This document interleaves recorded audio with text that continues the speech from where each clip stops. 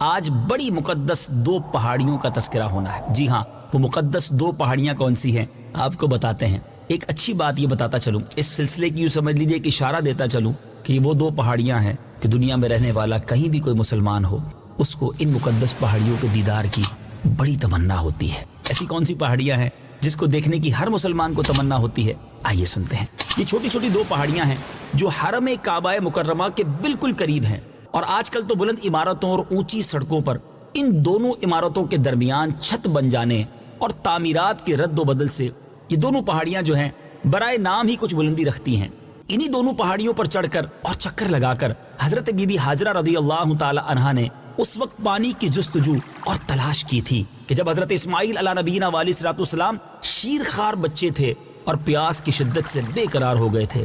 زمانہ قدیم سے یہ دونوں پہاڑیاں بہت مقدس مانی جاتی ہیں، اور حجاج کرام ان دونوں پہاڑیوں پر چڑھ کر بڑے احترام اور جذبہ عقیدت کے ساتھ اس کی سعی کرتے ہیں، دعائیں مانگا کرتے۔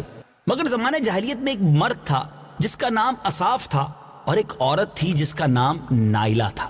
ان دونوں بدبختوں نے خانہ کعبہ کے اندر بدکاری کی۔ آپ ذرا غور کیجئے گناہ بھی کتنا بڑا۔ تو ان دونوں پر یہ قہر الہی نازل ہو گیا کہ یہ دونوں مسخ ہو کر پتھر کی مورت اور بت بن گئے، یعنی اسی وقت یہ پتھر ہو گئے۔ زمانہ جاہلیت کے بت پرستوں نے ان دونوں مجسموں کو کعبے سے اٹھا کر صفا اور مروہ کی دونوں پہاڑیوں پر رکھ دیا اور ان دونوں بتوں کی پوجا کرنے لگے۔ دیکھیں بدبختی کیسے غالب آتی ہے کہ جن پر عذاب الہی نازل ہوا انہی کو اپنا خدا بنا لیا، انہی کو بت بنا لیا۔ پھر جب عرب میں اسلام پھیل گیا تو مسلمان اصاف و نائلہ دونوں بتوں کی وجہ سے ان دونوں پہاڑیوں پر جانے کو گناہ سمجھنے لگے۔ اس وقت اللہ تبارک و تعالی نے قرآن مجید میں یہ حکم نازل فرمایا کہ صفا اور مروہ کے طواف اور ان دونوں کی زیارت میں کوئی حرج و گناہ نہیں، بلکہ حج و عمرہ دونوں عبادتوں میں صفا اور مروہ کی سعی بہت ضروری ہے۔ فتح مکہ کے دن نبی اکرم صلی اللہ تعالی علیہ وسلم نے ان دونوں پہاڑیوں پر سے اصاف و نائلہ دونوں بتوں کو توڑ کر اور اس کو نیست و نابود کر دیا، اور ان دونوں پہاڑیوں کو حسب دستور سابق مقدس و معظم قرار دے کر اور ان دونوں کی سعی جو ہے حج و عمرہ میں ضروری قرار دے دی گئی۔ اے میرے میٹھے اسلامی بھائیوں، قرآن مجید فرقان حمید میں ان دو مقدس پہاڑیوں کا تذکرہ کتنے پیارے انداز میں موجود ہے، آئیے سنتے ہیں۔ ان الصفا والمروة من شعائر الله فمن حج البيت أو اعتمر فلا جناح عليه أن يطوف بهما ومن تطوع خيرا فإن الله شاكر عليم۔ ترجمہ: بے شک صفا اور مروہ اللہ کی نشانیوں میں سے ہیں، تو جو اس گھر کا حج یا عمرہ کرے اس پر کچھ گناہ نہیں کہ ان دونوں کے چکر لگائے، اور جو کوئی اپنی طرف سے بھلائی کرے تو بے شک اللہ نیکی کا بدلہ دینے والا خبردار ہے۔ اے میرے میٹھے اسلامی بھائیوں، آپ نے سنا قرآن پاک میں مقدس پہاڑیوں کا تذکرہ کس نرالے اور کس پیارے انداز میں ہے۔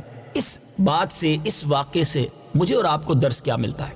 صفا اور مروہ دونوں پہاڑیوں پر حضرت ہاجرہ رضی اللہ تعالی عنہا نے دوڑ کر حضرت اسماعیل علیہ نبینا علیہ الصلوۃ والسلام کے لیے پانی کو تلاش کیا۔ اے میرے میٹھے اسلامی بھائیوں، ایک ماں کی اپنے بچے کے لیے اس کاوش کو اللہ تبارک و تعالیٰ نے کیسا قبول کیا۔ بی بی ہاجرہ رضی اللہ تعالیٰ عنہ کے قدم ان پہاڑیوں پر لگے تو ان دونوں پہاڑیوں کو یہ عزت و عظمت مل گئی کہ حضرت بی بی ہاجرہ رضی اللہ تعالیٰ عنہ کی ایک مقدس یادگار بن جائے، اور ان دونوں پہاڑیوں کو یہ اعزاز و شرف مل گیا، اور یہ دونوں پہاڑیاں حج اور عمرہ کرنے والوں کے لیے سبحان اللہ یعنی سعی جو ہے وہ لازم قرار دے دی گئی۔ حج کمپلیٹ نہیں ہوگا، عمرہ کمپلیٹ نہیں ہوگا اگر اس ماں کی اس ادا کو ادا نہ کیا جائے۔ اللہ کے نبی علیہ السلام کی جو زوجہ محترمہ ہیں، بلکہ ایک نبی کی والدہ بھی ہیں، بی بی ہاجرہ رضی اللہ تعالی عنہا، ان کی ادا کو ادا نہ کیا جائے تو حج مکمل نہیں ہوتا، عمرہ مکمل نہیں ہوتا۔